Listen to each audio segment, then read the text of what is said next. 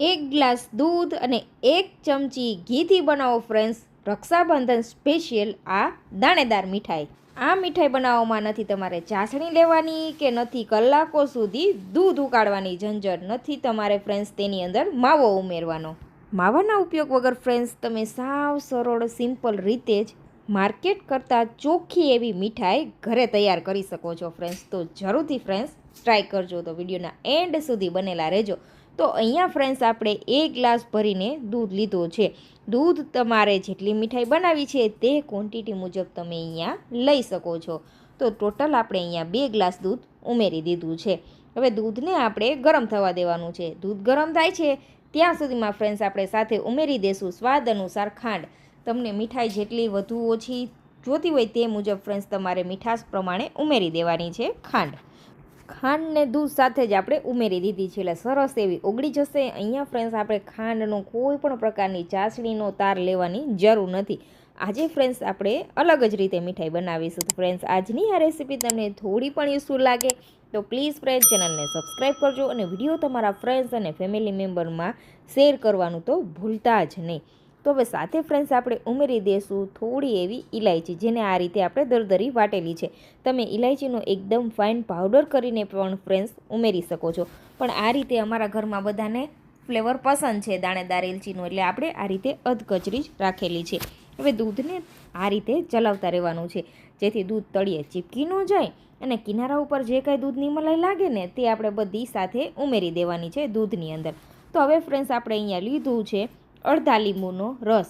તેની અંદર ફ્રેન્ડ્સ આપણે થોડું એવું 2 થી 3 ચમચી જેટલું પાણી મિક્સ કરી દેવાનું છે અને આ રીતે હલાવી દેવાનું એટલે સરસ એવું મિક્સ થઈ જાય. તમે અહીંયા જોઈ શકો છો. હવે એકી સાથે બધું આપણે રસ નથી ઉમેરી દેવાનું ફ્રેન્ડ્સ, થોડું થોડું આપણે ઉમેરવાનું છે અને ડાયરેક્ટ લીંબુનો રસ નથી ઉમેરવાનો, આપણે તેને પાણી સાથે મિક્સ કરીને જ ઉમેરવાનું છે.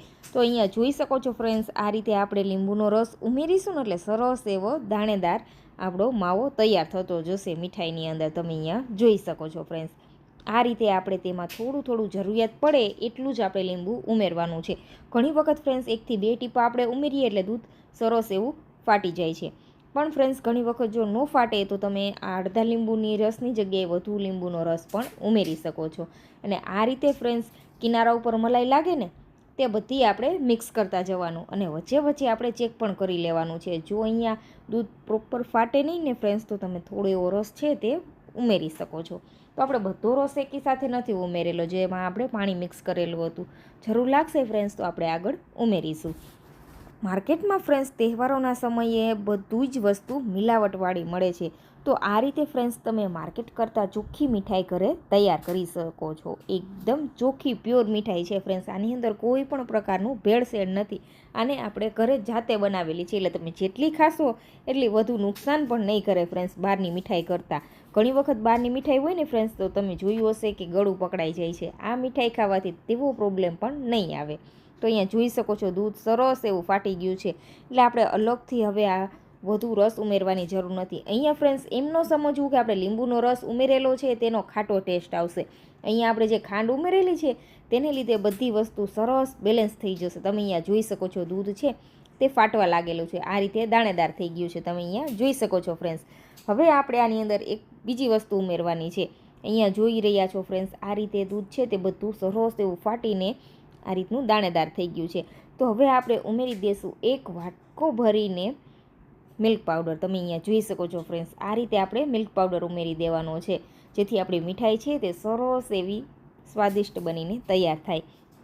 અને વજનમાં માપીએ ફ્રેન્ડ્સ તો 100 ગ્રામ જેટલો મિલ્ક પાવડર છે. હવે બધી વસ્તુને આપણે સારી રીતે અહીંયા મિક્સ કરી દીધી છે. તમે અહીંયા જોઈ શકો છો ફ્રેન્ડ્સ. જો તમે 1 ગ્લાસ દૂધ લીધું હોય ને તો 50 ગ્રામ જ મિલ્ક પાવડર ઉમેરવાનો છે. હવે આ રીતે આપણે મિક્સ કરી દેવાનું છે વિસ્કરની મદદથી, જેથી મિલ્ક પાવડરના ગાંઠા છે તે સરસ એવા સ્મૂથ થઈ જાય. તમે અહીંયા જોઈ શકો છો મિલ્ક પાવડર ઉમેરતાની સાથે જ આપણું મિશ્રણ છે તે સરસ એવું ધીમે ધીમે ઘટ થવા લાગેલું છે. મિલ્ક પાવડર ઉમેરી દઈને પછી ફ્રેન્ડ્સ આપણે 5 મિનિટ માટે થવા દેવાનું છે.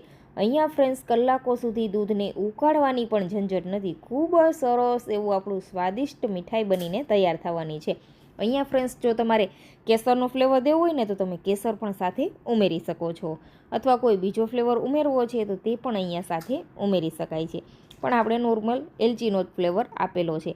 તો આ રીતે ફ્રેન્ડ્સ આપણે થવા દેશું અને વચ્ચે વચ્ચે આપણે ચમચાની મદદથી જે કાંઈ કિનારા ઉપર મલાઈ લાગેલી છે તેને આપણે મિક્સ કરી દેવાની છે. સાથે તમે અહીંયા જોઈ શકો છો, છોડવાનું નથી ફ્રેન્ડ્સ, આપણે તેને ચલાવતા જ રહેવાનું છે. આ રીતે તમે થોડી વાર માટે ચલાવશો ને, 5 થી 7 મિનિટ માટે, એટલે આ મિશ્રણ છે તે સરસ ઘટ થવા લાગશે અને મીઠાઈના શેપમાં આવવા લાગશે. તમે ફ્રેન્ડ્સ અહીંયા જોઈ શકો છો, આ મીઠાઈ એટલી સરસ સ્વાદિષ્ટ બનીને તૈયાર થાય છે ને ફ્રેન્ડ્સ કે તમે તેના ફેન થઈ જશો.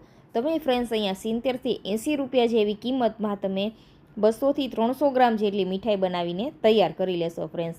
માર્કેટ કરતાં ઓછા ભાવમાં અને સરસ ટેસ્ટી એવી મીઠાઈ બનાવીને તૈયાર કરી શકો છો. આ મીઠાઈ તમને માર્કેટમાં 1000 થી 1200 રૂપિયા કિલોમાં મળે છે. ઘરે તમે ચોખ્ખી આ મીઠાઈ બનાવીને તૈયાર કરી શકો છો. તહેવારોની સિઝન હોય ને ફ્રેન્ડ્સ, એટલે માર્કેટમાં ભેળસેળવાળી મીઠાઈ ખૂબ મળતી હોય છે. તો તેના કરતાં ફ્રેન્ડ્સ તમે ઘરે જ સરળ રીતે આ મીઠાઈ બનાવી શકો છો. પહેલી વાર બનાવતા હશો તો પણ તમારાથી પરફેક્ટ જ બનશે. આમાં કંઈ જ મોટી તામઝામ છે જ નહીં ફ્રેન્ડ્સ. તમે અહીંયા જોઈ શકો છો, મિશ્રણ છે તે આપણું સરસ ઘટ થવા લાગેલું છે. બસ હવે વધુ આપણે તેને ચલાવવાનું નથી, 2 થી 3 મિનિટ માટે જ અત્યારે થવા દેવાનું છે. આ રીતે ડોના ફોર્મમાં આવવા લાગે ને ફ્રેન્ડ્સ, એટલે આપણે ગેસની ફ્લેમ બંધ કરી દઈશું. તમારી પાસે 10 થી 15 મિનિટ જેટલો સમય હોય ને ફ્રેન્ડ્સ, એટલે તમે આ મીઠાઈ બનાવીને તૈયાર કરી શકો છો. સાવ સરળ અને સિમ્પલ જ છે, કંઈ જ મોટી તામઝામ છે જ નહીં. જો આ રક્ષાબંધન ઉપર ફ્રેન્ડ્સ તમારે કોઈ બીજી મીઠાઈ ન ખરીદવી હોય ને, તો ઘરે તમે આ મીઠાઈ જરૂરથી ટ્રાય કરજો. તો ફ્રેન્ડ્સ હવે આપણે બધી વસ્તુને મિક્સ કરી દીધી છે, તો આપણે ઉમેરી દઈશું 1 ચમચી જેટલું ઘી. ઘી ઉમેરવું ટોટલી ઓપ્શનલ છે. આપણે મીઠાઈની અંદર શાઇનિંગ આવે તેના માટે જ ફ્રેન્ડ્સ આપણે અહીંયા ઘી ઉમેરેલું છે. આ રીતે સરસ બધી વસ્તુ એકરસ થઈ જાય પછી જ આપણે ઘી ઉમેરવાનું છે.